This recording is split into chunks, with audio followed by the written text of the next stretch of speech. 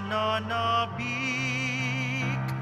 bayan ngayon'y nagbubunyi, sabay-sabay nagpupuri, dahil inako ng Kristong Hari, kaligtasan ng kanyang lipi. Bayan ngayon'y nagbubunyi, sabay-sabay nagpupuri. Sa ngalan ng Ama, ng Anak at ng Espiritu Santo. Amen. Sumainyo ang Panginoon. At sumaiyo rin. Ngayong araw, ginugunita natin si Santa Cecilia, isang dalaga at martir. Sama natin sa banal na misang ito ang lahat ng nakikiisa sa atin sa Facebook Live. Pwede natin pinagdarasal ang lahat ng mga manggagawa at ang lahat ng mga overseas Filipino workers. Mga kapatid, aminin natin ang ating mga kasalanan upang tayo maging marapat gumanap sa banal na pagdiriwang. Inaamin ko sa makapangyarihang Diyos At sa inyo, mga kapatid, naluba akong nagkasala sa isip, sa salita at sa gawa, at sa aking pagkukulang. Kaya sinasamo ko sa mahal na Birheng Maria, sa lahat ng mga anghel at mga banal, at sa inyo, mga kapatid, na ako'y ipanalangin sa Panginoong ating Diyos. Kawan tayo ng makapangyarihang Diyos. Patawarin tayo sa ating mga kasalanan at patnubayan tayo sa buhay na walang hanggan. Amen. Panginoon, kaawaan mo kami. Panginoon, kaawaan mo kami. Kristo, kaawaan mo kami. Kristo, kaawaan mo kami. Panginoon, kaawaan mo kami. Panginoon, kaawaan mo kami. Manalangin tayo. Ama naming makapangyarihan, gawin mong makapiling ka ng mga nagdarasal at pakundangan kay Santa Cecilia na aming katuwang. Paunlakan mong dinggin ang aming kahilingan sa pamamagitan ni Jesucristo, kasama ng Espiritu Santo, magpasawalang hanggan. Amen. Magsiupo na po ang lahat. Ang simula ng aklat ni Propeta Daniel. Nang 3 taon ng pamamahala ni Haring Joaquim sa Huda, ang Jerusalem ay nasasakop ni Haring Nabucodonosor. Pinabayaan ng Panginoon na bihagin niya si Haring Joaquim at samsamin ng ilang kasangkapan sa templo ng Diyos. Lahat ng ito ay dinala ni Nabucodonosor sa templo ng kanyang Diyos-Diyosan sa Babylonia at inilagay sa silid na taguan ng kanyang kayamanan. Iniutos ang hari kay Aspenas, pinuno ng kanyang mga tauhan, na pumili ng ilang Israelitang kabilang sa angkan ng mga hari at ilan sa angkan ng mga maharlika. Ang pipiliin nila ay yaong kabataan, walang kapansanan, makisig, matalino, madaling turuan, may kaalaman sa lahat ng sangay ng karunungan, upang maging karapat-dapat na lingkod sa palasyo. Ang mga ito ay tuturuan ng salitang Kaldeo. Iniutos ang hari na sila'y paglaanan ng pagkain at alak araw-araw mula sa kanyang sariling pagkain at alak. 3 taon silang tuturuan bago maglingkod sa hari. Kabilang sa mga ito, sina Daniel, Ananias, Misael at Azarias, na pawang kabilang sa lipi ni Huda. Ngunit ipinasya ni Daniel na huwag tikman man lamang ang pagkain at alak na bigay ng hari upang hindi siya makakain ng mga bagay na marumi ayon sa kautusan. Kaya ipinakiusap niya kay Aspenas na huwag silang pakanin niyon. Niloob naman ng Diyos na siya'y makalugdan at pagbigyan nito. Ngunit sinabi niya kay Daniel, "Natatakot lamang ako sa gagawin sa akin ng mahal na hari kapag nakita niyang mas mahina kayo kaysa ibang kasinggulang ninyo.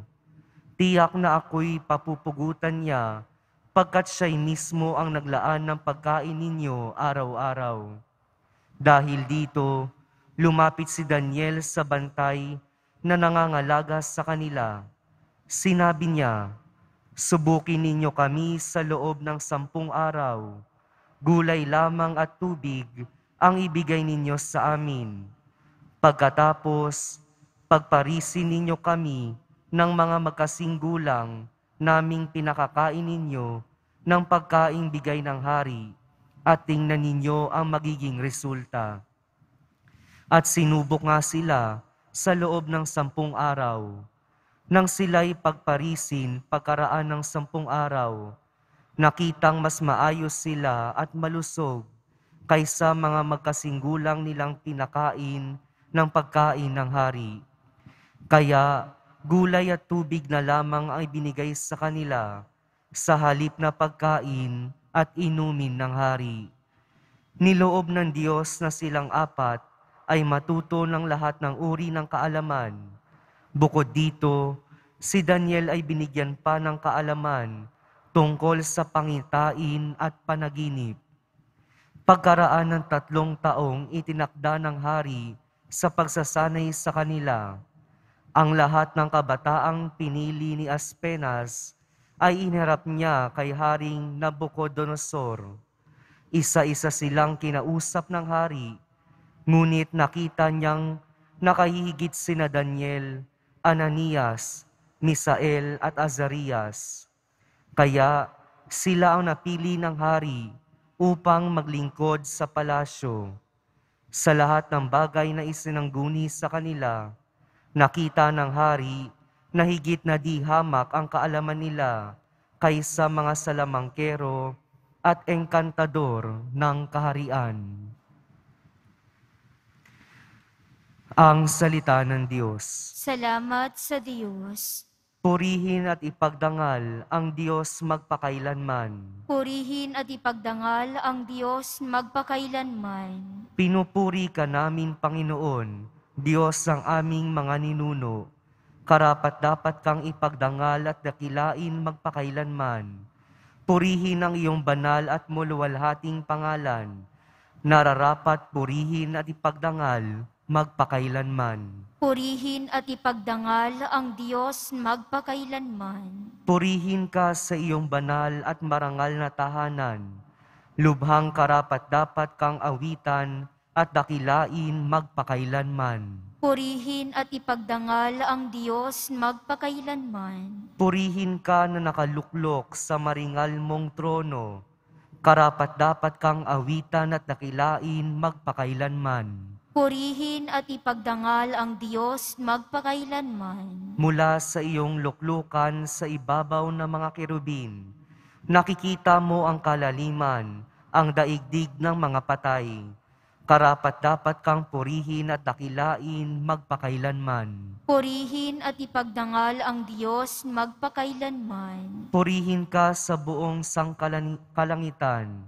Karapat-dapat kang awitan at dakilain magpakailanman. Purihin at ipagdangal ang Diyos magpakailanman. Magsitayo po ang lahat.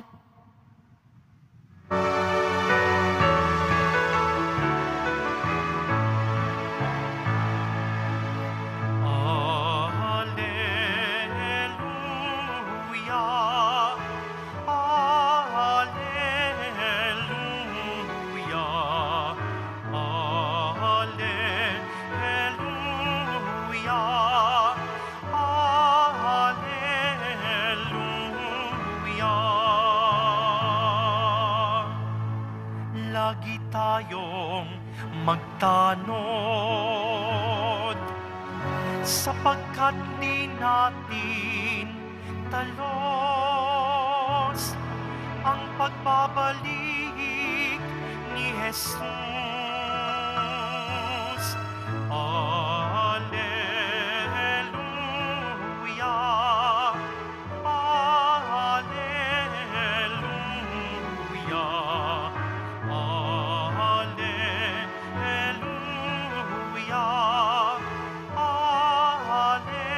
Alleluia.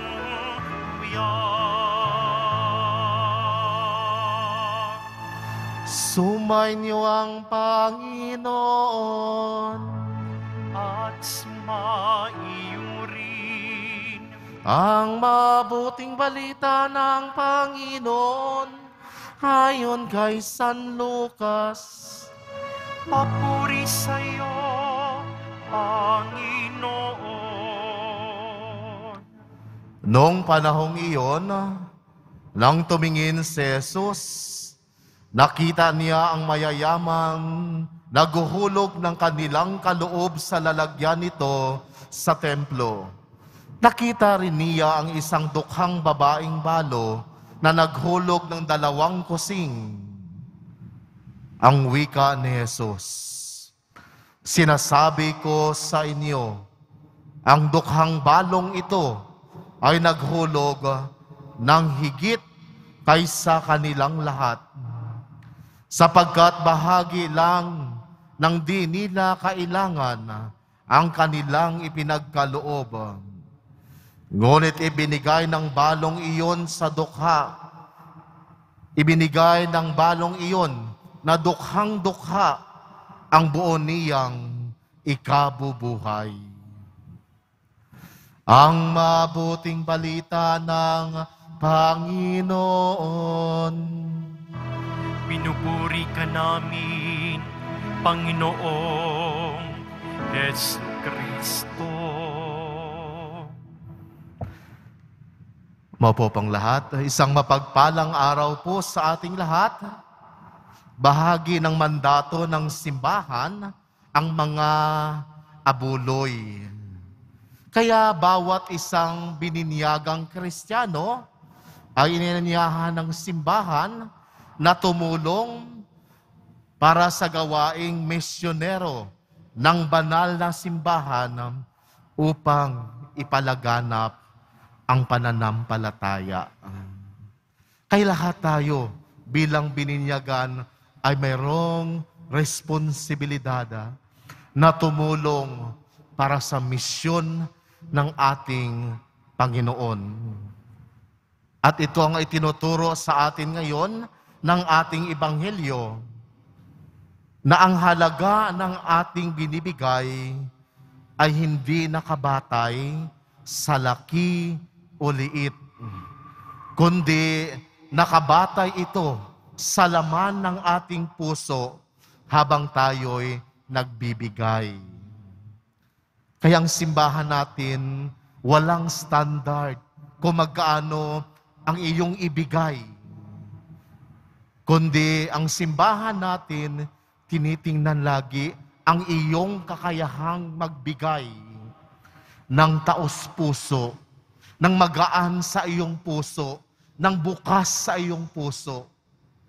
Hindi yung nakakabigat sa iyong puso. Kaya malaya tayo mga Katoliko, nakadepende sa iyo kung magkaano ang iyong ibahagi para sa misyon ng ating simbahan. Sabi ng ating Panginoon, anumang sakripisyo ay lubos na nakakalugod sa mata ng Diyos. Kagaya ng ginawa ng isang balo sa ating Ebanghelyo, na nagbigay siya sa pinakamaliit kumpara doon sa mga mayayaman. Pero nakita natin na kinalulugdan ng Diyos ang mga taong nagbibigay ng bukas sa kanilang puso at taos-pusong nagbigay ng hindi nagrereklamo. Unang-una, kailangan natin magbigay ng may kagalakan. Pagbibigay na bukas sa ating kalooban at hindi mabigat sa ating kalooban. Dapat ang ating binibigay ay manggaling sa ating puso bilang pagkilala na ang lahat ng tinatamasa nating biyaya, lahat ng tinatamasa nating buhay, ito ay nanggaling sa ating Panginoong Diyos. At binabalik lang natin sa Panginoong Diyos itong biyaya na ipinagkaloob niya sa atin. Hindi maramot ang Diyos na siyang unang magbigay. Ang pagiging mapagbigay ay dapat isang baging pamantayan ng bawat isang Kristiyano na kumikilala sa kalooban ng Diyos. Sabi nga ni San Pablo, magbigay ang bawat isa ayon sa ipinasya niya sa kaniyang puso. Huwag na may sama ng loob, napipilitan, sapagkat iniibig ng Diyos ang nagbibigay ng masaya. Kaya magbigay tayo ng may kagalakan. Huwag kang magbigay kung masama ang loob mo. Dahil hindi yan kinalulugdan ng Diyos. Magbigay ka na punong-puno ng kagalakan. Hindi humihingi ng malaking halaga. Malaki man o maliit na halaga, basta nanggaling sa iyong puso, ay tiyak na kinalulugdan ng Diyos. Pangalawa, maghandog ng may pagsakripisyo. Itong handog ng balo sa Ebanghelyo. Bagamat nagbigay siya ng maliit na halaga, ngunit merong malaking sakripisyo para sa kanya. Kung narinig natin yung 2 kusing na perang iyon, yun na lang ang kanyang pera. Yun ang kanyang ikinabubuhay. Yun na lang ang natitira niyang pera. Pero ang balo, hindi niya inisip yung halaga. Hindi niya inisip na siya'y mawalan. Kundi inisip niya ang Diyos. Hindi niya inisip ang kaniyang sarili. Kundi inisip niya ang kabutihang ginawa ng Diyos sa kanya na kailangan niyang suklian. Sabi ni Santa Teresa ng Calcutta, ang tunay na kahulugan ng pag-ibig ay ang pagbigay hanggang sa ikaw ay masaktan. Ang tunay na kahulugan ng pag-ibig ay magbigay hanggang sa ikaw ay masaktan. Kaya marami sa mga taong nagmamahal ang nagpaparaya. Marami sa mga taong nagmamahal, marami sa mga taong umiibig, siya nang nagbigay, siya nang tumulong, pero siya pa ang nasaktan. At yan ang tunay na kahulugan ng pag-ibig, yung magbigay hanggang sa ikaw ay masaktan. Pangatlo, magbigay ng walang hinihintay na kapalit. Ito ang pag-aalay na ipinakita ni Jesus. Inalay ng Panginoon ang kanyang buhay para sa ating kaligtasan. Kahit na tayo ay paulit-ulit na gumawa ng kasalanan. Naway sa pagmimisa nating ito, makita natin ang tunay na halaga ng pagbigay, pagtulong, lalong-lalo na sa mga taong nangangailangan. Amen.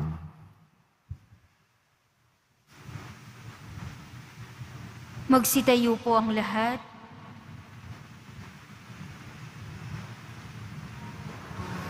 Minamahal ko mga kapatid, inihandog ng balo sa templo ang lahat-lahat sa kanya. Pinapaging mapagkumbaba tayo ng kanyang pagiging mapagbigay. Baging mapagbigay tayo sa ating panalangin para sa ating kapwa bilang pagtugon sa Diyos na nagbibigay sa atin ng biyayang walang humpay. Ang ating pong itutugon, mapagbigay na Diyos, basbasan mo kami. Mapagbigay na Diyos, basbasan mo kami. Bilang simbahan, maging mapagbigay tayo ng sapat at mabahagi tayo hindi lamang mula sa ating kasaganaan, kundi mula rin sa ating kasalatan. Manalangin tayo. Mapagbigay na Diyos, basbasan mo kami. Ang mga lingkod bayan, naway maging malaya sa kasakiman at pagmamalabi sa kapangyarihan, manalangin tayo. Mapagbigay na Diyos, basbasan mo kami. Ang mga balo, mga solong magulang, at ang mga ulila, naway umunlad sa kabanalan at mabasahan ng pag-ibig ng Diyos, manalangin tayo. Mapagbigay na Diyos, basbasan mo kami. Ang mga may sakit, naway maibahagi ang kanilang pagdurusa sa pagpapakasakit ni Kristo, manalangin tayo. Mapagbigay na Diyos, basbasan mo kami. Ang ating mga yumaong kamag-anak at mga kaibigan, naway tanggapin na walang hanggang tahanan ng Diyos, manalangin tayo. Mapagbigay na Diyos, basbasan mo kami. Ama naming nasa langit, buksan mo ang aming mga puso sa mga nakapaligid sa amin upang makilala namin ang iyong presensya sa aming mga kapwa at mga kaibigan at matuklasan namin ang kaligayahan ng pagbabahagi ng aming buhay sa kanila. Hinihiling namin ito sa pamamagitan ni Kristong aming Panginoon. Amen. Magsiupo na po ang lahat.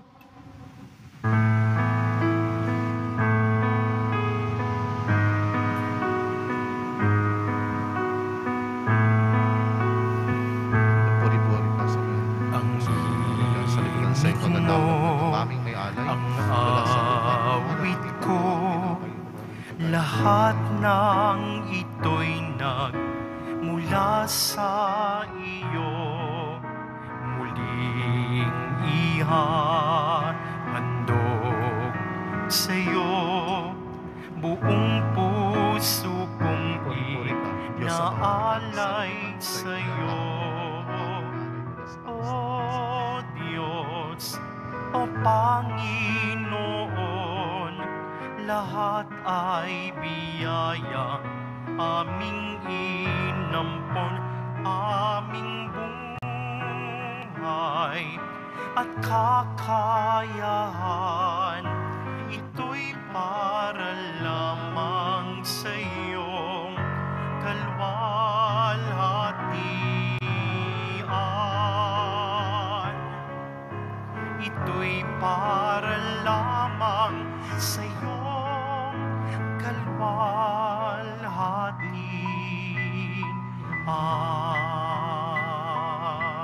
Magsitayo po ang lahat. Manalangin kay mga kapatid upang ang paghahain natin ay kalugdan ng Diyos sa mang makapangyarihan. Tanggapin nawa ng Panginoon itong paghahain sa iyong mga kamay, sa kapurihan niya at karangalan sa ating kapakinabangan at sa buong sambayanan niyang banal. Ama naming lumikha, ang pagpapahayag namin sa iyong kadakilaan. Ngayong ginugunita namin ang dalagang si Santa Cecilia, ang kalugod-lugod niyang kagitingan sa pamumuhay, ay magpangindapat nawang kaligdan mo ang aming mga alay sa pamamagitan ni Jesucristo, kasama ng Espiritu Santo, magpasawalang hanggan. Amen. Sumainyo ang Panginoon. At sumaiyo rin. Itaas sa Diyos ang iyong puso at diwa. Itinaas na namin sa Panginoon. Pasalamatan natin ang Panginoong ating Diyos. Marapat na siya ay pasalamatan. Ama naming makapangyarihan, tunay ngang marapat na ikaw ay aming pasalamatan.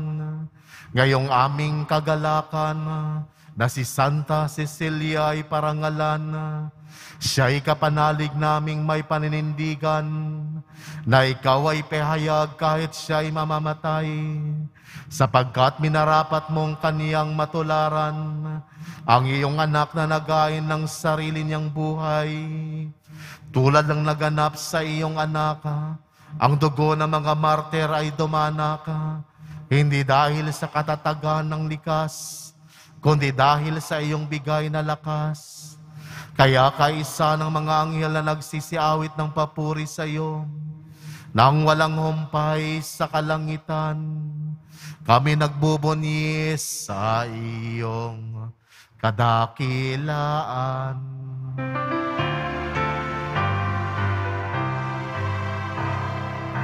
Banal ka, poong may kapal, banal ang iyong pangalan, banal ang iyong kaharian.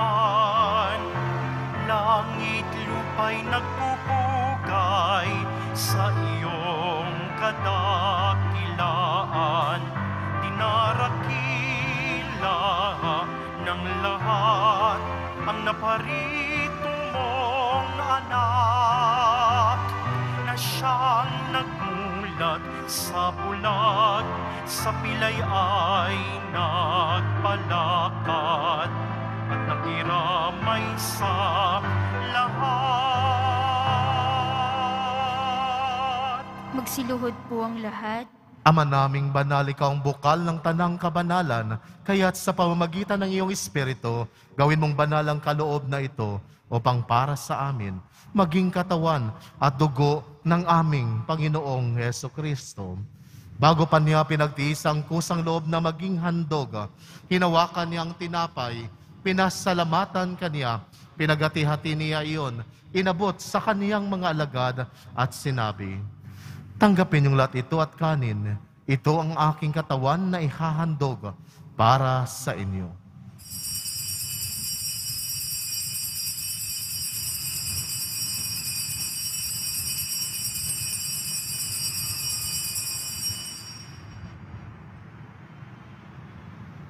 Gayon din naman nung matapos ang hapunan, hinawakan niya ang kalis, muli kanyang pinasalamatan, inabot niya ang kalis sa kanyang mga alagad at sinabi, "Tanggapin yung lahat ito at inumin. Ito ang kalis ng aking dugo, ng bago at walang hanggang tipan.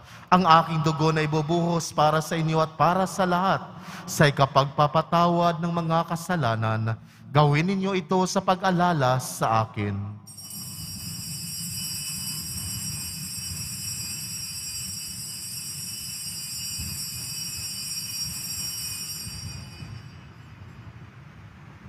Magsitayo po ang lahat. Ipagbunyi natin ang misteryo ng pananampalataya. Si Kristo'y namatay, si Kristo'y nabuhay, si Kristo'y babalik sa wakas ng panahon. Ama, ginagawa namin ngayon ang pag-alala sa pagkamatay at muling pagkabuhay ng iyong anak. Kaya't inialay namin sa iyo ang tinapay na nagbibigay buhay at ang kalis na nagkakaloob ng kaligtasan. Kami nagpapasalamat dahil kami iyong minarapat na tumayo sa harap mo para maglingkod sa iyo. Isinasamo namin kaming magsasalo-salo sa katawan at dugo ni Kristo ay mabuklod sa pagkakaisa sa pamamagitan ng Espiritu Santo. Amalingapin mo ang iyong simbahang laganap sa buong daigdig. Puspusin mo kami sa pag-ibig, kaisa ni Francesco na aming Papa at ni Jose Advincula na aming Arsobispo at ng Tanang Kaparian. Alalahanin mo rin mga kapatid naming nahimlay nang may pag-asang sila'y muling mabubuhay. Gayon din ang lahat ng mga pumanaw, kawan mo sila't patuloyin sa iyong kaliwanagan. Kawat pagindapatin kaming lahat na makasalo sa iyong buhay na walang wakas. Kaisa ng mahal na Birheng Maria na ina ng Diyos, ng kabiyak niyang puso niyang si San Jose, kaisa ng mga apostol na San Juan Bautista, at ng lahat ng mga banal na namuhay dito sa daigdig ng kalugod-lugod sa iyo, may pagdiwang nawa namin ng pagpupuri sa ikararangal mo sa pamamagitan ng iyong anak na aming Panginoong Yeso Kristo.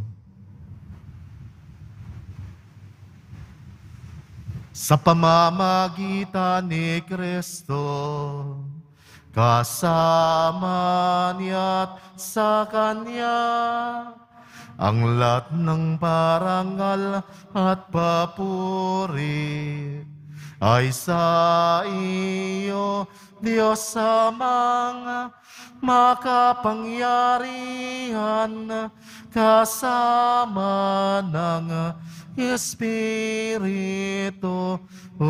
Santo, magpasawalang hanggan. Amen, amen, amen, amen.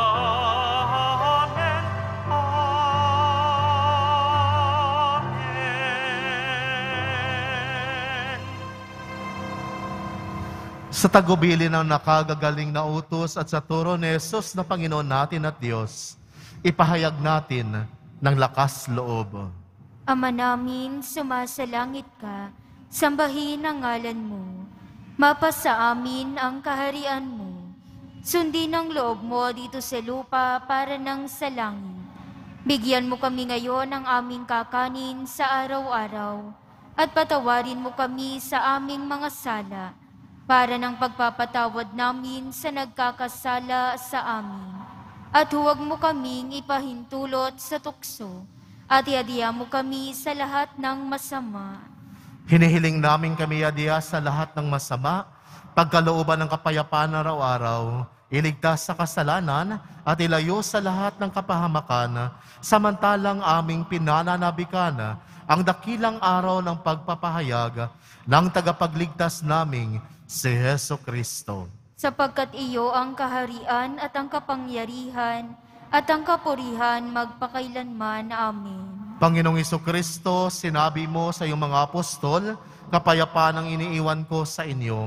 Ang aking kapayapaan ang ibinibigay ko sa inyo. Tungayan mo ang aming pananampalataya at huwag ang aming pagkakasala. Pagkalooban mo kami ng kapayapaan at pagkakaisa ayon sa iyong kalooban, kasama ng Espiritu Santo, magpasawalang hanggan. Amen. Ang kapayapaan ng Panginoon ay laging sumainyo. At sumaiyo rin. Magbigayan kayo ng kapayapaan sa isa't isa. Kordero ng Diyos na nag-aalis ng mga kasalanan ng sanlibutan, maawa ka sa amin. Kordero ng Diyos na nag-aalis ng mga kasalanan ng sanlibutan, maawa ka sa amin. Kordero ng Diyos na nag-aalis ng mga kasalanan ng sanlibutan, ipagkaloob mo sa amin ang kapayapaan. Magsiluhod po ang lahat. Ito ang kordero ng Diyos. Ito ang nag-aalis sa mga kasalanan ng sanlibutan. Mapalad ang mga inanyayahan sa kaniyang piging. Panginoon, hindi ako karapat-dapat na magpatuloy sa iyo, ngunit sa isang salita mo lamang ay gagaling na ako.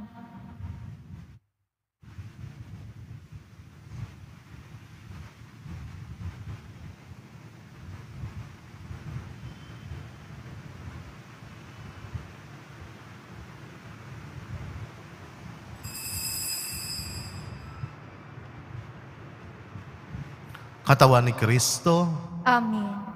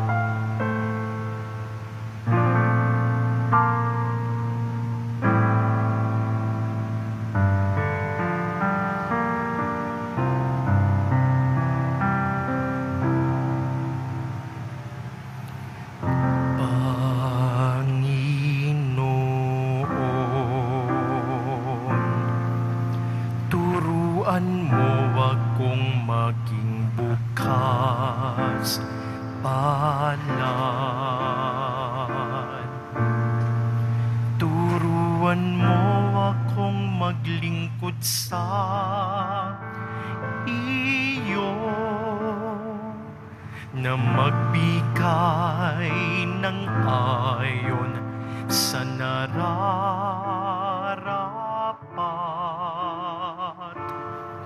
na walang hinihintay mula sa iyo, na makibakang di inaalintana, mga hirap na dinaranas sa tuwin ay magsumikap na hindi humanap ng kapalit na kaginhawaan,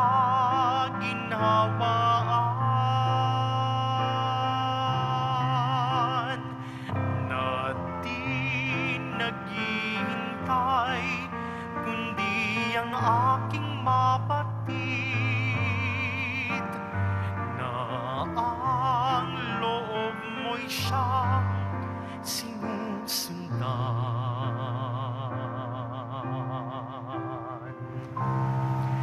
Panginoon,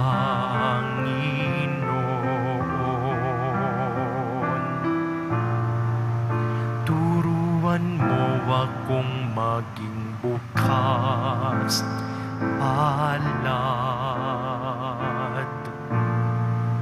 Turuan mo akong maglingkod sa iyo, na magbigay ng ayon sa nararapat,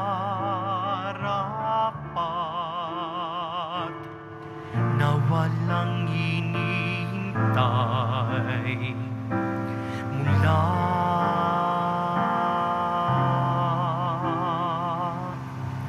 sa iyo.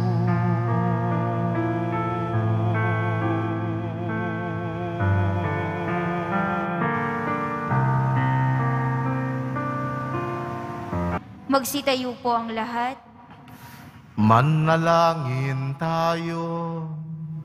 Ama naming mapagmahal, sa pagsasalo namin ngayon sa banal na pakikinabang, batulungan nawa kami ng ulirang katapatan ni Santa Cecilia, upang tangi ikaw ang aming mahalin, habang inako namin ang malasakit ni Jesucristo, kasama ng Espiritu Santo, magpasawalang hanggan.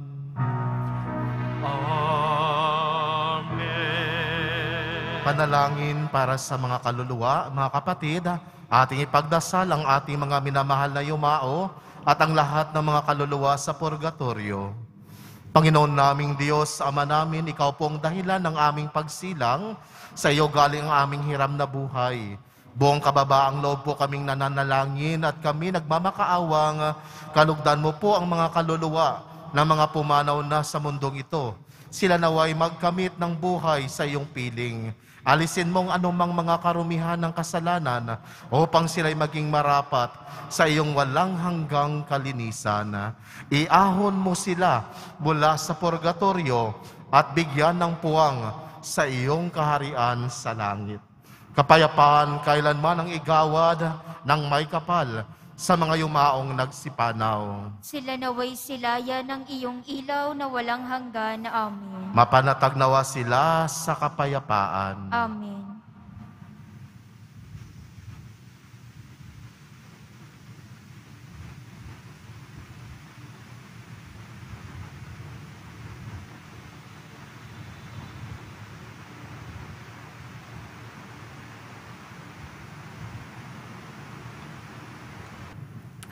Panalangin kay San Roque.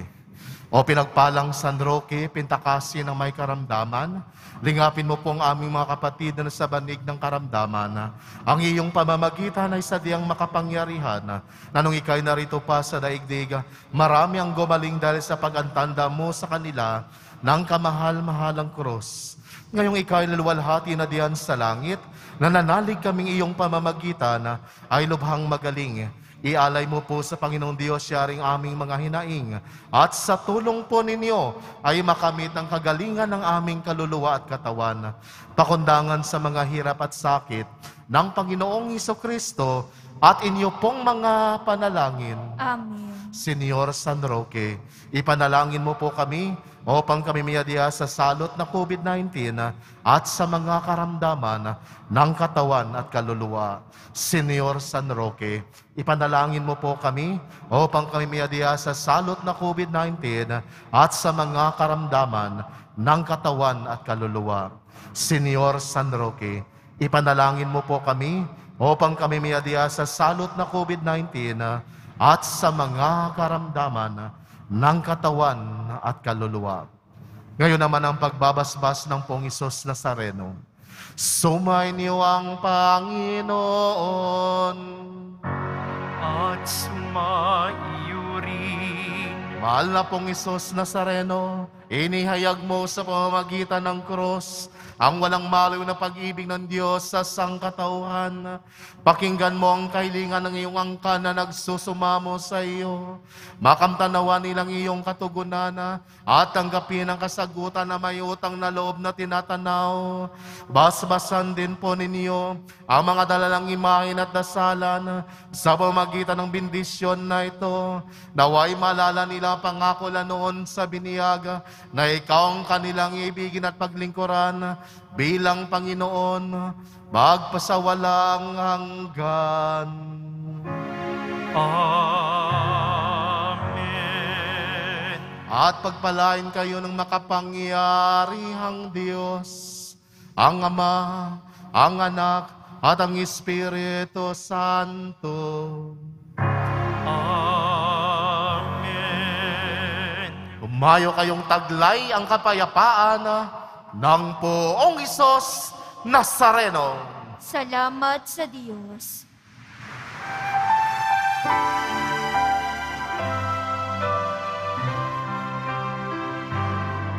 Nuestro Padre Jesus Nazareno, sinasamba ka namin. Pinipintungo ka namin. Aral mo ang aming buhay at kaligtasan. Nuestro Padre Jesus Nazareno, iligtas mo kami sa kasalanan. Ang krus mong kinamatayan ay sagisag ng aming kaligtasan. Nuestro Padre Jesus Nazareno, dinarangal ka na amin.